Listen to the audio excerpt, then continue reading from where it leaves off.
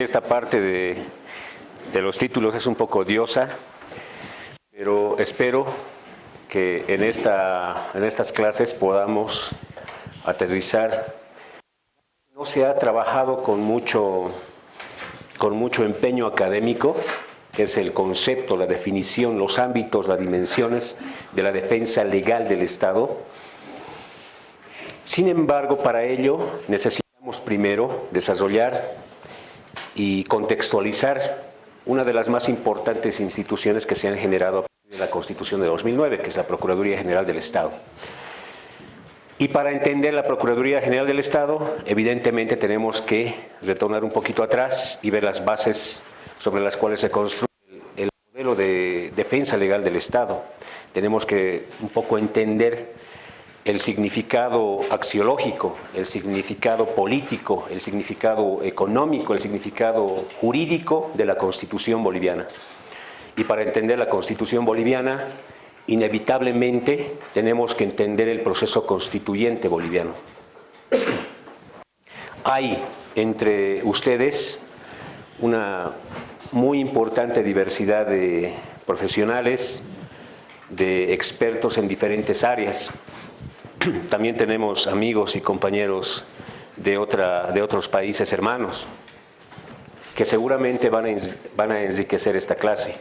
Es la intención que quisiera, es la voluntad que quisiera de ustedes aportar con preguntas, con cuestiones relacionadas con estos temas que vamos a tocar.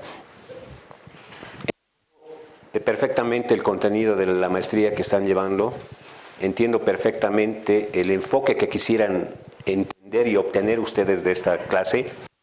Entiendo también que ya han tenido un módulo anterior. Voy a referirme exclusivamente a una de las dimensiones de la defensa legal del Estado. Es una de las dimensiones, como digo, en esa función estatal, la defensa del Estado. Veremos ahora una de sus dimensiones, la dimensión jurídica de la función estatal de la defensa del Estado. Me hubiera gustado empezar por este bagaje de conceptos, por este bagaje teórico doctrinario, pero voy a postergar esto para la última clase, porque es necesario entender primero los orígenes, el desarrollo del constitucionalismo boliviano a partir del proceso constituyente iniciado en 2006-2007, entender la aprobación de la Constitución, entender los preceptos constitucionales que la sostienen, entender el enfoque con el que ha sido creada la Procuraduría General del Estado. Al respecto, uno de los últimos países en crear una Procuraduría precisamente fue Bolivia. En Latinoamérica y principalmente en el Caribe tenemos Procuradurías Generales. Hay Procuradurías Generales dedicadas a la defensa legal del Estado y en cierta medida un poco vinculadas también con lo que conocemos aquí como el Ministerio Público. La defensa de la sociedad y la defensa del Estado fueron dos conceptos que más o menos se mantuvieron unidos en la construcción de estas procuradurías y en el caso nuestro fueron separadas. La defensa de la sociedad está otorgada, entregada, facultada al Ministerio Público y la defensa del Estado es una competencia otorgada exclusivamente, de forma exclusiva pero no excluyente, a la Procuraduría General del Estado.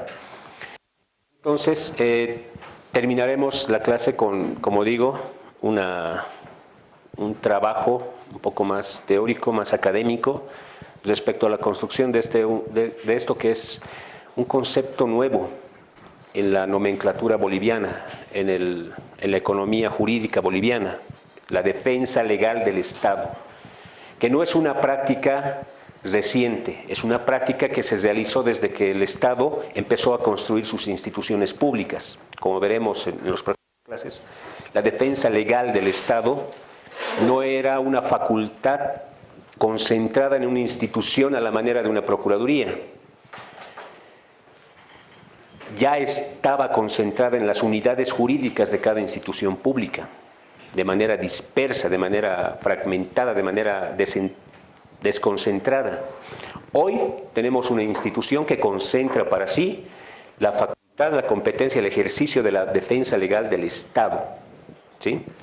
Podremos discutir y debatir un poco algunos aspectos relacionados con las funciones de la Procuraduría, tanto en el nivel interno, a través del sistema de registro, seguimiento, evaluación e intervención a los procesos judiciales y administrativos, y el rol que cumple en el ámbito externo, a través de la defensa en escenarios judiciales o jurisdiccionales, como la Corte Interamericana de Derechos Humanos, o extrajudiciales, como los tribunales arbitrales, tanto en materia de inversiones como en materia de comercial también, ¿sí?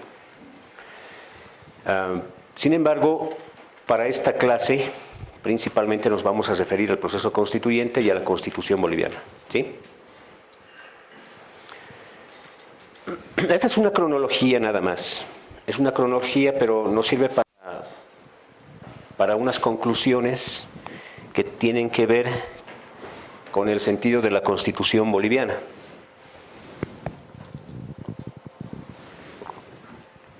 Podría señalarse fácilmente que la historia de Bolivia, así como la historia de Latinoamérica, inicia en el año 1492. Hay unos debates muy interesantes respecto a si fue un descubrimiento en realidad o si fue una invasión. En fin, en 1500 y en 1809 también se realizaron diferentes luchas, levantamientos, sublevaciones de los movimientos indígenas. Aquí quisiera hacer una breve reflexión. Cuando se constituyeron los estados latinoamericanos, muchos países, muchos estados latinoamericanos se enfrentaron a un serio problema, a un problema de fondo. Era la cuestión indígena. La materialización de estos estados latinoamericanos no podía, en ese entonces, entendido como el Estado Nacional, poder consolidarse si no era a pesar de ese elemento indígena, que para criterio de algunos estados constituía un elemento de retroceso y para otros una oportunidad. Por ejemplo, países como Chile y otros más en el Caribe y de Centroamérica también optaron por la eliminación, por el exterminio de ese elemento indígena, por constituir un elemento de retroceso en el camino de constituir un Estado unitario, un Estado nacional. Pero otros estados, como Bolivia, por ejemplo, optó por la asimilación, por el reconocimiento de la existencia de esa diferencia. Ustedes podrán encontrar mucha literatura al respecto de cómo es posible construir un Estado nacional a partir de una diversidad de elementos culturales y sociales, o cómo es también posible constituir un Estado nacional a partir de la eliminación de esas diferencias. Una misma lengua, una misma cultura, una misma orientación, un mismo proyecto político. Fueron dos alternativas a las que se enfrentaron los países latinoamericanos cuando empezaron a constituirse. Bolivia en 1825, evidentemente.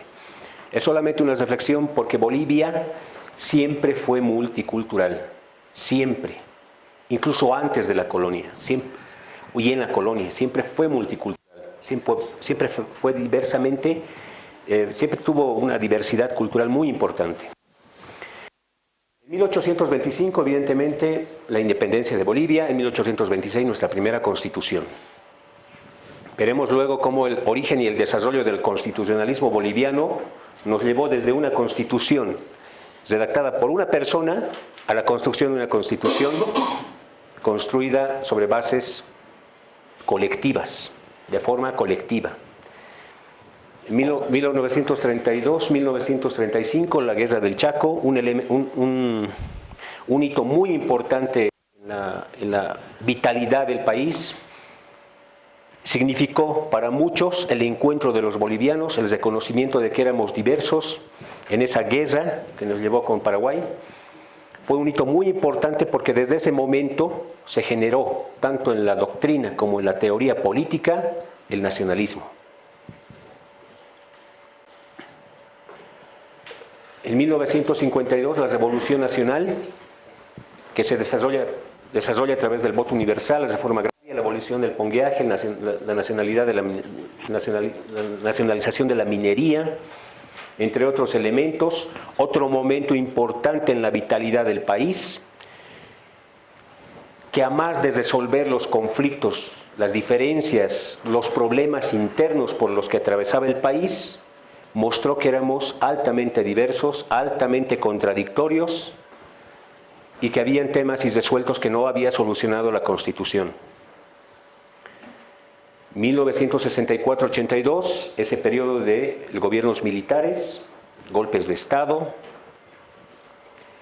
1982, la recuperación de la democracia, que tampoco significó un cambio sustantivo en las profundas diferencias estructurales del país.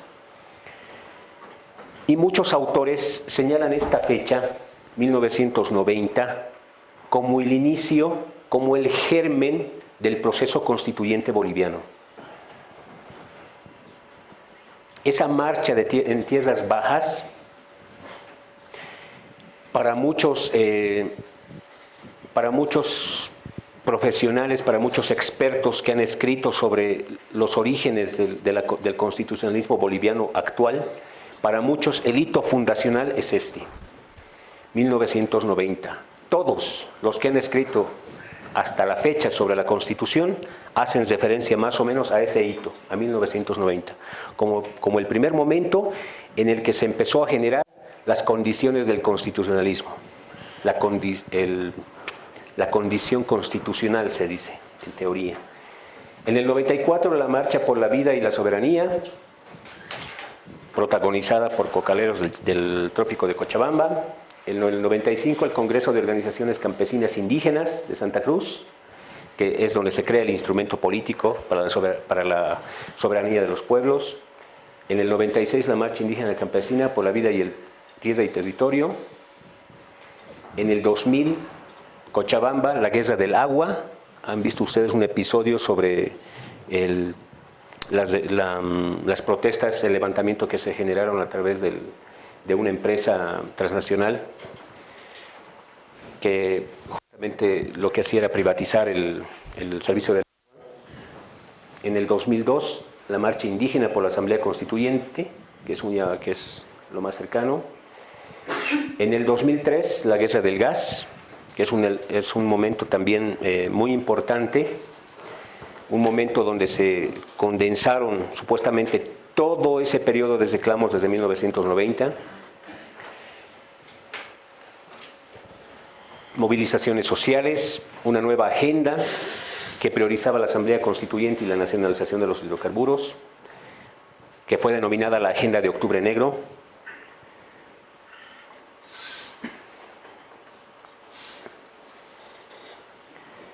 En el 2005 ingresamos a un proceso eleccionario muy interesante. Nunca el país había utilizado la Constitución de 1967 para utilizar esa sesión constitucional que se dio en el país por única y posiblemente última vez. Pero tuvo que renunciar el presidente, renunció el vicepresidente, asumió el presidente de la Cámara de Senadores, renunció, asumió el presidente de la Cámara de Diputados, renunció y asumió el presidente del Tribunal Supremo de Justicia, que solamente tenía la facultad de convocar a nuevas elecciones. Se convocaron las elecciones, Evo Morales, con el instrumento político para la soberanía de los pueblos, ganó con el 53.7%. Una de las primeras medidas en relación con la agenda de octubre de 2003 fue precisamente la nacionalización de los hidrocarburos. Y ingresaron en un periodo de negociación de los contratos petroleros. Y en 2006 se celebraron elecciones, se convocaron a elecciones nacionales para la conformación de la Asamblea Constituyente y evidentemente el partido de gobierno en ese entonces fue el que mayor constituyentes ganó para realizar ese proceso constituyente. Hay una historia muy larga en este periodo y muy intensa también. Y el 2006, ya en agosto, se instala la Asamblea Constituyente. Como les digo, En 1990, con esa marcha de los pueblos indígenas de tierras bajas, hay una creencia generalizada de que es en ese periodo donde se inicia el germen del proceso constituyente boliviano. Permítanme hacer una reflexión un poco más integral.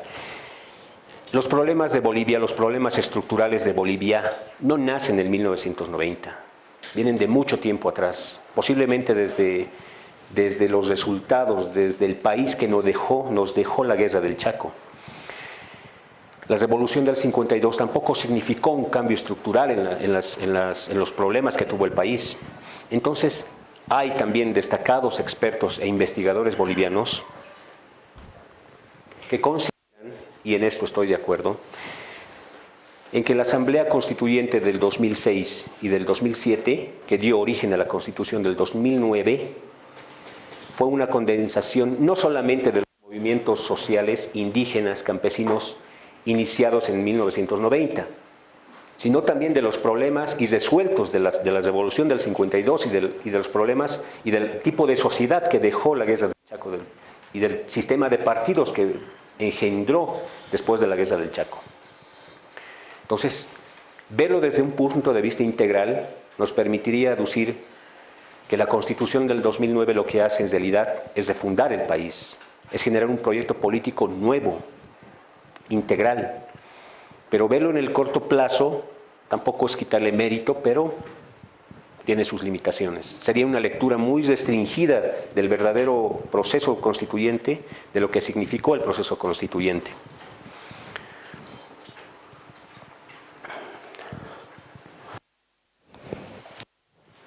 Bueno, evidentemente todos los procesos constituyentes se dan por un proceso de crisis del Estado. Hay una crisis estatal que es la que permite dar origen a un proceso constituyente o a un proceso de modificaciones en las reformas constitucionales. Hay varios temas que han quedado pendientes en el proceso constituyente. Por ejemplo, ¿es en verdad un proceso constituyente originario y refundacional? ¿O es, como dicen muchos teóricos, un proceso constituyente derivado? Pues ya existía un orden preestablecido en la Constitución. Ya discutiremos estos temas cuando ingresemos al fondo. Pero también está el tema de si, y aunque esto no es muy usual en estos ámbitos, y siendo académico esto, es posible introducir otro elemento.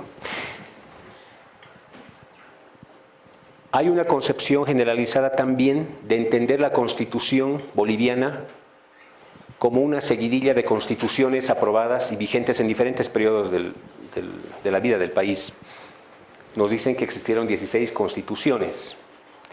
Puede ser que la Constitución del 2009 sea la Constitución número 17, pero hay también una firme posición de que en realidad existieron dos constituciones. Una constitución aprobada en 1826, cuyas reformas hasta 1967, incluyendo las reformas del 94 y del 2004, no significaron ninguna afectación al cambio estructural de la Constitución. Fueron los mismos parámetros, un poco más de derechos. Veremos en el desarrollo del constitucionalismo boliviano cómo se incrementaron derechos, se modificaron derechos, se ampliaron instituciones, se ampliaron facultades estatales. Una de ellas significó un cambio profundo, sustancial en las bases de esas constituciones. Hay autores que ratifican eso. La Constitución del 2006 no tiene parangón. Perdón, la Constitución del 2009 no tiene un modelo semejante, no tiene algo que se le parezca. Rompe con todos los presupuestos constitucionales ya conocidos hasta antes de la Constitución de 1967. Rompe también con un esquema casi generalizado de constituciones en Latinoamérica. Son pocas constituciones las que tienen esto. La Constitución de Venezuela, por ejemplo, de 1999, la Constitución colombiana, la Constitución del Ecuador del 2008, son constituciones que más o menos pertenecen a una nueva generación de constituciones. Ya algunos autores españoles la han definido como el nuevo constitucionalismo latinoamericano. Piensan también que el proceso constituyente que se debe iniciar o que se está iniciando y se está gestando en Perú y en Chile podrían formar parte de este nuevo constitucionalismo. Para otra serie de expertos también, Bolivia pertenecería al neoconstitucionalismo, al nuevo constitucionalismo, pero ya no tiene ninguna imagen, ninguna semejanza con las constituciones anteriores, ninguna. Ni tampoco fue producto la Constitución del 2009 de modelos extranjeros o modelos europeos, que era más o menos el común de lo que se tenía hasta entonces. Entonces, más o menos este fue el camino que se transitó. El 2007 se generaron diferentes levantamientos respecto a la sede del gobierno. Esa discusión, esa pelea constante entre Chuquisaca y La Paz desde la Guerra Federal respecto también volvió a emerger. La constituyente en realidad tocó temas muy sensibles, bastante profundos. Por eso fue tan intensa, tan discutida, tan peleada.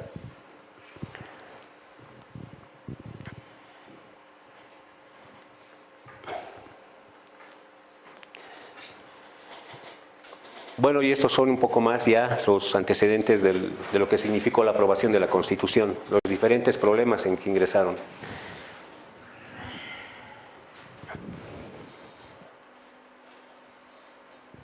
Bueno, son también otras dinámicas, otros eventos que se dieron a nivel regional también en el país. El prefecto de Santa Cruz, por ejemplo, convocó a un referéndum sobre el Estatuto Autonómico. Y aquí también tal vez vale la pena hacer referencia a lo siguiente. La idea de Bolivia autonómica no nace de La Paz o no nace de esa parte del occidente del país que siempre tuvo una tradición bastante centralista respecto a la administración de las instituciones públicas. El germen de la autonomía nace en Santa Cruz. El proyecto político de autonomía, que en ese entonces no se la comprendía en sus verdaderas dimensiones, nació en Santa Cruz, nació en esa parte del país. El problema fue que evidentemente significó un proyecto político regional sustentado sobre claros intereses en materia de recursos naturales. Santa Cruz entendía que tenía recursos naturales con los cuales podía hacer uso como propietario, poder disponer de ellos, poder hacer uso de ellos para poder sostener un tipo de gobierno que le permitiera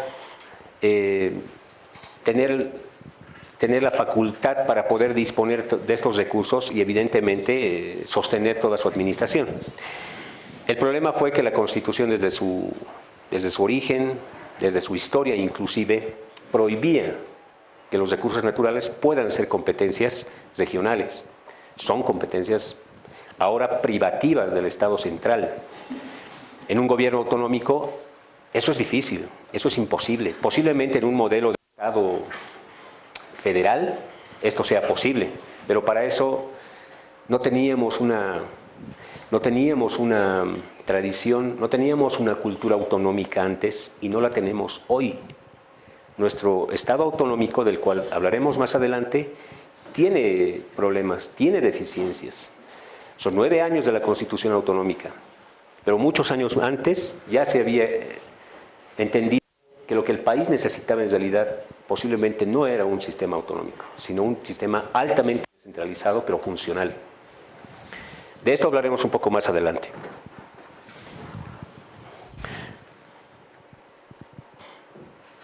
Bueno, se nacionalizaron las 3 petroleras, se nacionalizaron varias empresas petroleras, principalmente de la cadena productiva, obviamente por las razones obvias de que estos eran los principales ingresos para el país. Santa Cruz aprobó de forma legal un referéndum autonómico que no le permitía a la Constitución de entonces, que no le permitían sus leyes entonces vigentes, y por eso tiene un proceso ahora. El Senado controló la oposición, bueno, el Senado, controlado por la oposición, aprueba una ley de referéndum para la revocación del mandato del presidente Morales. El presidente Morales ingresa a un periodo de revocación del mandato, gana el revocatorio, con mucha aprobación también. Tarija también, que hasta ese momento ya se había definido como parte de la Media Luna, que fue el proyecto político también que se generó en ese intervalo. Bueno, la opositora Sabina Cuéllar fue elegida gobernadora de Chuquisaca. Evo Morales ganó un referéndum revocatorio con el 67%, o sea, más de lo que había ganado en la elección. También se confirmaron sus cargos de gobernaciones opositoras, Santa Cruz, Beni, Pando, Tarija, y en cambio se revocaron a los opositores de La Paz y Cochabamba. Se convocó a un referéndum para ratificar la nueva Constitución y después de todos estos, bueno, se dieron también hechos muy importantes. Morales expulsó al embajador de Estados Unidos. Eso no fue la poca cosa en el ámbito internacional. Hay una lectura internacional muy interesante también que la vamos a ver. Choque entre opositores y autonomistas, la masacre de Pando. El gobierno declara el estado de sitio en la región de Pando. Leopoldo Fernández también es procesado.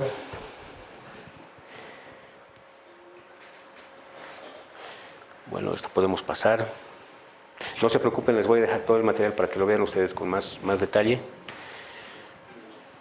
Morales suspende indefinidamente las operaciones de Bolivia en el Departamento Antidrogas de Estados Unidos de la DEA, que no, tampoco era un hecho pequeño, menor. El gobierno levantó el estado de sitio y el 25 de enero se aprueba la Constitución Política del Estado con el 61.43% de votos a favor.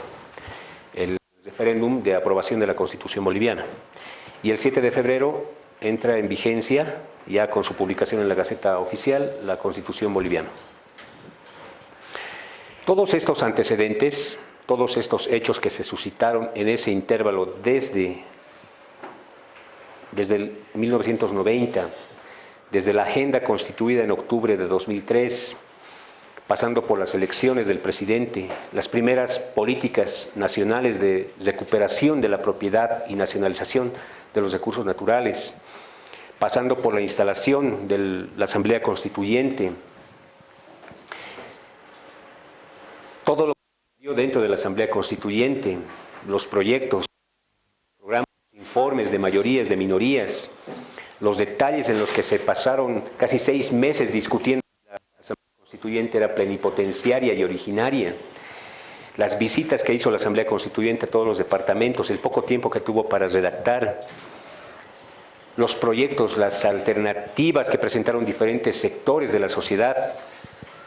De esto también hay mucho publicado, hay mucho que no se ha trabajado, no se ha logrado hacer un trabajo sistematizado que permita entender que hubieron tantos proyectos de constitución, de redacción de artículos de diferentes sectores que fueron aportados por diferentes entidades públicas, civiles, sociales, militares, etcétera, al proceso constituyente, que uno se pregunta si en verdad esta Constitución representa o no al país.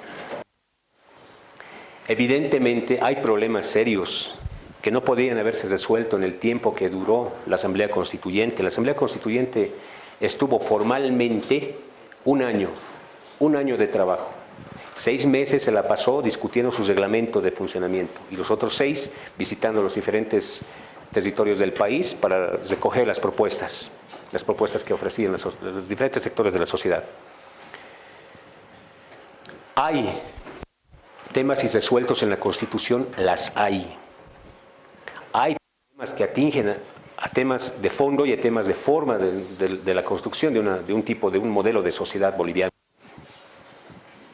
Veremos un poco más adelante también cómo es posible solucionar estos problemas.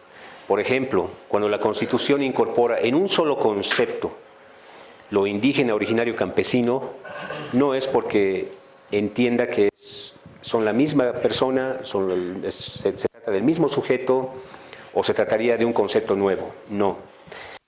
Era la forma de establecer un concepto que más bien de reflejar una síntesis de toda esa diversidad, la articule con el principio de unión del país, de unión de la sociedad. Es un tema que el constituyente dejó para un debate hacia un futuro y posible asamblea constituyente. Bueno, esto solamente es la cronología. Ahora entraremos al tema de fondo.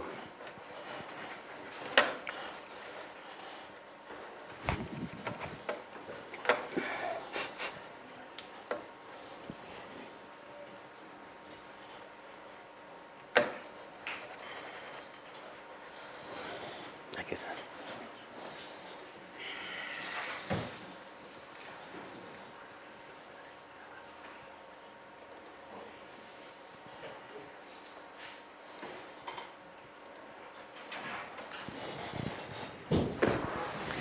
Bueno, veamos un poco la genealogía del constitucionalismo boliviano, veamos un poco las diferentes fases o etapas del desarrollo del constitucionalismo, esto es derecho constitucional, obviamente.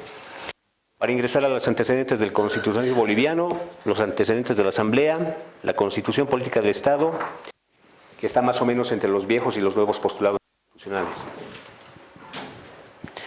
Bueno, ¿qué es la Constitución?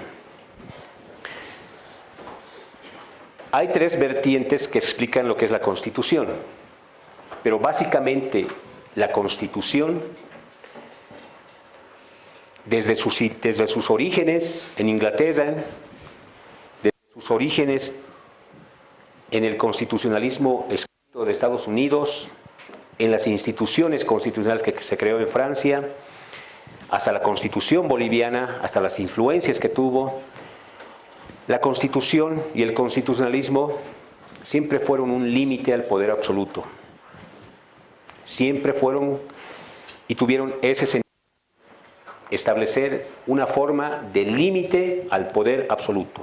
No olviden ustedes que antes de la constitución de los estados como institución política, en el siglo XVIII, antes la forma de gobierno, la forma en la que se regían las sociedades era una forma de régimen monárquico.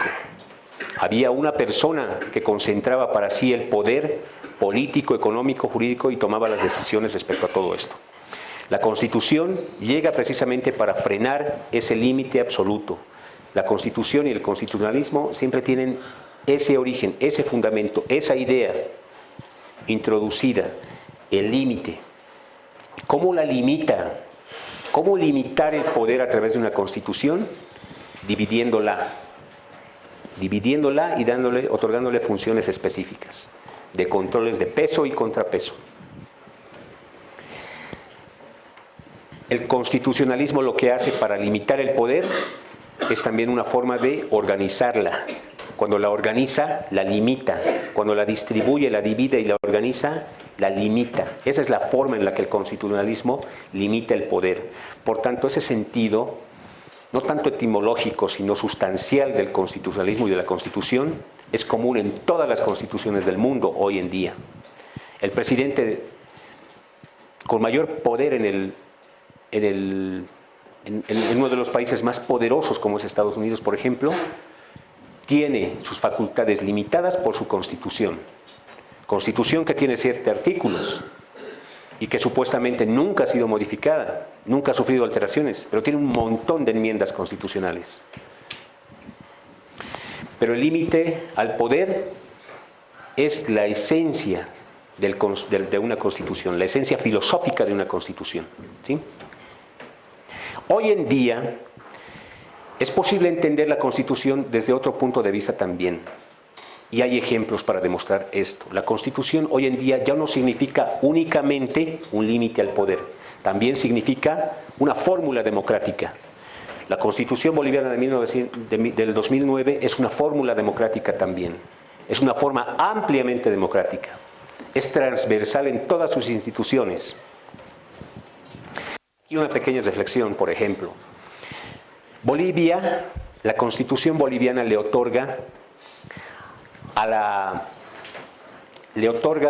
poder del pueblo una amplia participación.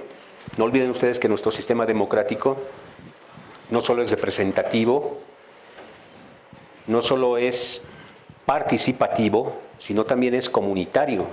Un tercer elemento que no ha tenido un desarrollo legal, normativo, lo suficientemente coherente como para dar funcionalidad a esos tres tipos de democracias que se conjuncionan bajo un solo propósito: hacer efectiva y materializar la voluntad popular, la soberanía del pueblo. De ahí que la participación del pueblo siempre sea importante en la toma de decisiones políticas o públicas y también en la construcción de instituciones públicas. Pero esta participación activa del pueblo, de la soberanía del pueblo, tiene un costo. No es gratuita. Ese es uno de los problemas de nuestro sistema democrático hoy. Tenemos instituciones, tenemos mecanismos que generan la participación, promueven la participación de la ciudadanía, del pueblo en general. Pero esa participación tiene un costo.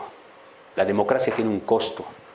No se sustenta un sistema democrático si no hay los recursos para generar los eventos electorales, las elecciones, los referéndums, etcétera, etcétera, etcétera. Todos los días se da en el país un proceso electoral, todos los días, y eso tiene un costo. Entonces es necesario superar también eso. Por ejemplo, la Constitución de Bolivia y la Constitución del Ecuador tienen un rasgo. Ambos incorporan como eje transversal de la Constitución el control social. ¿Qué es el control social? Para nosotros es una institución importante de representación y participación directa del pueblo, de la gente, de la ciudadanía. En cambio, para el Ecuador es un órgano de poder. El Ecuador, a más de tener el legislativo, el ejecutivo, el judicial, tiene el órgano de poder ciudadano. Es un órgano de poder. Imagínense ustedes el peso que le dan a la participación social, a la participación ciudadana. Pero en fin, hoy la Constitución o el constitucionalismo también puede ser entendido como una fórmula democrática, tanto para la toma de decisiones públicas como para la construcción de instituciones públicas. No olviden ustedes que está en la Constitución, en las leyes del control social, que ellas pueden participar en el diseño, en la elaboración de políticas públicas. Pero en fin, veamos tres líneas de lo que podemos entender por Constitución, que son las líneas centrales y las formas en las que se debe entender una Constitución. Por ejemplo, para los contractualistas, que es una camada de teóricos en una línea, señalan que la Constitución es la expresión del contrato social, sea entre el rey y el pueblo. Esa teoría la comparten Locke y Hobbes, o entre ciudadanos miembros de una determinada sociedad, como lo señaló Rousseau. Es decir, es el acuerdo o pacto social tácito, no expreso, tácito, efectuado durante el estado de naturaleza, luego se traduce en un texto constitucional. En este mismo sentido, se sostiene que la Constitución son reglas de juego, reglas de convivencia. Esta sería una definición política de la Constitución. ¿Sí?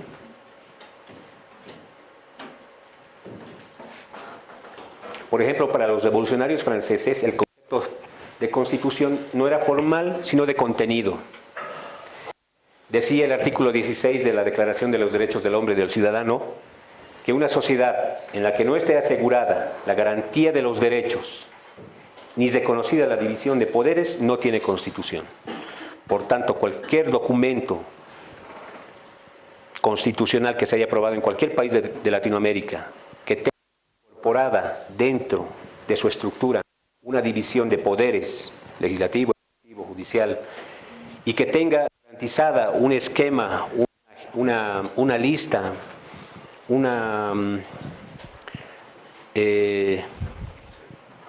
lista de derechos con sus correspondientes garantías para hacerlas efectivas, si no tenía esos dos elementos, división de poderes y sistema de derechos, no tenía una constitución. Entonces, la concepción francesa de la revolución era que cualquier constitución o tiene división de poderes y tiene sistema de partidos o no es constitución. Esa es una concepción más bien de contenido que de forma, ¿verdad?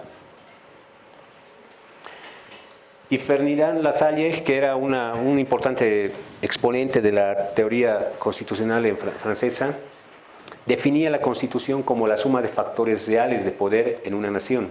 ¿Qué es la suma de factores reales de poder? ¿Qué se entiende por factores reales de poder? Se entiende las instituciones, las entidades públicas o privadas que tienen la capacidad de tomar decisiones, que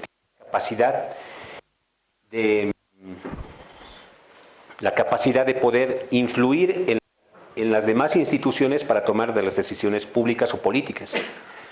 No vamos a entrar aquí a la definición de poder, que es básicamente la facultad, la capacidad que tiene una persona de poder influenciar en la otra, ya sea por medios económicos, elementos de fuerza, sugestiones, etc. Pero los factores reales de poder a los que se refiere este teórico están relacionadas con las verdaderas entidades o grupos de personas públicas o privadas que tenían la facultad de tomar decisiones políticas o decisiones públicas, de dirigir al país. Por ejemplo, en un país donde el comercio tiene bastante influencia en las decisiones políticas, los factores reales del poder no están en las entidades públicas, están en los gremios empresariales, están en las asociaciones de comercio. Esas son las que en verdad dirigen un país. Los factores reales del poder pueden estar en entidades públicas o pueden estar en entidades privadas. Eso es discutible, dependiendo dónde está el verdadero eje de decisiones políticas. A veces estas se mueven en función de los elementos de poder económico. En función de los intereses económicos es que se mueve la capacidad de toma de decisiones públicas. Pero en realidad la entendía desde un enfoque bastante marxista. El que tiene la propiedad de los medios de producción es el que determina cuál es el modelo de Estado, cuál es el sistema político. Pero es una visión marxista más o menos de decir que la Constitución es la suma de factores reales de poder. Es una forma de entender la Constitución, ¿sí? La pregunta sería, ¿quiénes tienen los factores reales de poder hoy en Bolivia? Nos decía, los problemas constitucionales no son primariamente problemas de derecho, o sea, no son problemas jurídicos, sino de poder. La verdadera constitución de un país solo reside en los factores reales y efectivos del poder que en ese país rigen. Las constituciones escritas no tienen valor ni son duraderas más que cuando son expresión fiel de los factores de poder imperantes en la realidad social. Pregunta, ¿cuáles son los factores de poder real en la sociedad actual, en la realidad social actual? Kelsen, que es uno de los juristas que ha trascendido la historia de diferentes países, en Latinoamérica y en Europa principalmente, no en Estados Unidos desde luego, nos daba un enfoque formal de la Constitución, un concepto jurídico de la Constitución. Ya hemos visto en qué consiste el concepto político de Constitución, aquella que hace referencia a un contrato social, a un pacto social implícito, tácito entre los ciudadanos, solo ciudadanos. En cambio, Hans Kelsen nos da una perspectiva jurídica de lo que es la Constitución. Él nos dice, es el fundamento de todo el derecho. La Constitución, al ser anterior a las demás normas y al fundamentar todo el ordenamiento jurídico, se constituye como norma fundamental y el marco de validez del resto de las normas. ¿Es o no es una perspectiva jurídica de la Constitución? Lo es. Así, por ejemplo, la ley, un decreto supremo o un estatuto autonómico son normas obligatorias porque así lo establece la Constitución, que define el sistema de fuentes formales del derecho. La Constitución se constituye como una fuente de derecho que regula las otras fuentes del derecho, cuyo producto por ende no pueden contradecirla. Principio de jerarquía normativa. Hay dos claras perspectivas de lo que es la Constitución. Hay un enfoque político de la Constitución, porque al fin y al cabo una Constitución política del Estado lo que hace es generar un proyecto político de sociedad, un proyecto de sociedad, un tipo de sociedad, un modo de sociedad. En cambio hay una visión también jurídica de la Constitución, aquella que señala que es la norma fundamental, que rige todo el sistema de fuentes en un ordenamiento jurídico. Un país, por definición, tiene un ordenamiento específico, que está regida por su Constitución. La Constitución ya dice cuál es el sistema de fuentes. De ahí que el derecho internacional deja de todos esos ordenamientos jurídicos internos nacionales.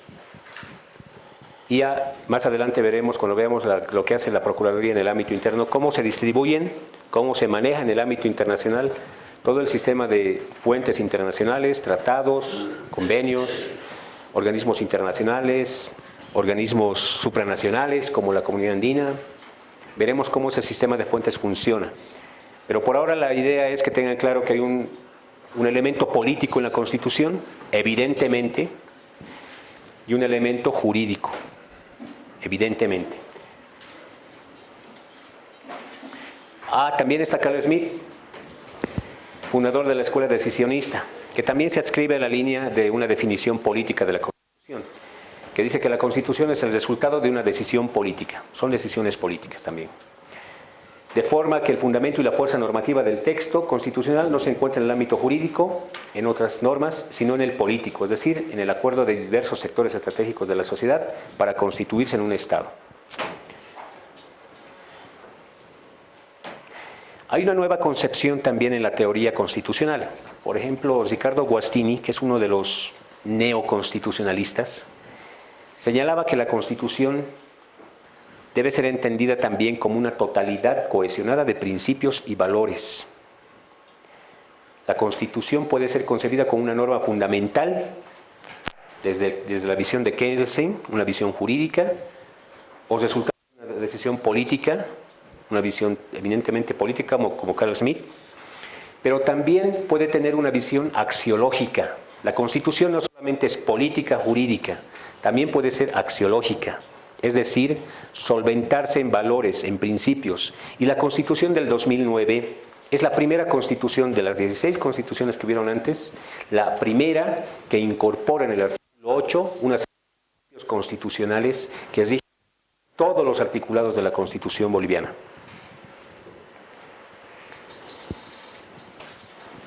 Nos dice Guastini, bueno, esto no es de Guastini, esto es de la sentencia constitucional, la 112, quebrado 2012, que en una interpretación constitucional define lo siguiente. Dice, la Constitución del 2009, la Constitución del 2009 nos ofrece, o se trata de una Constitución que supera, imagínense, cualquier concepción restringida al ámbito jurídico o político.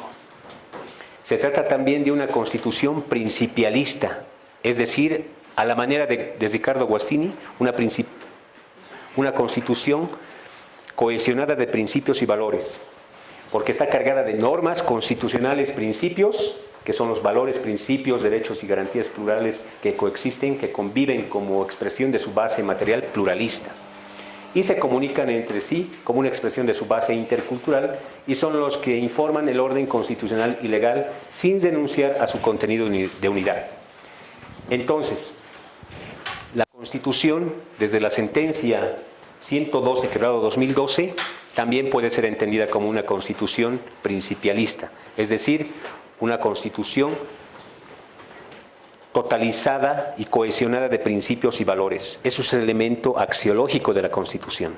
Entonces, para entender la Constitución, no solamente hay que ver los antecedentes de su concepción política y también jurídica, que es la que nos sirve a los abogados, sino también para entender la manera interpretativa de su órgano principal de interpretación constitucional, pues esta estructura axiológica sobre la cual se funda la sentencia constitucional 112-2012. Son tres enfoques para entender la Constitución boliviana, ¿sí? La Constitución tiene una alta carga axiológica. Criterios como plurinacionalidad, interculturalidad, descolonización, etcétera, son elementos axiológicos que informan a la interpretación constitucional. Daremos un breve descanso aquí, por favor.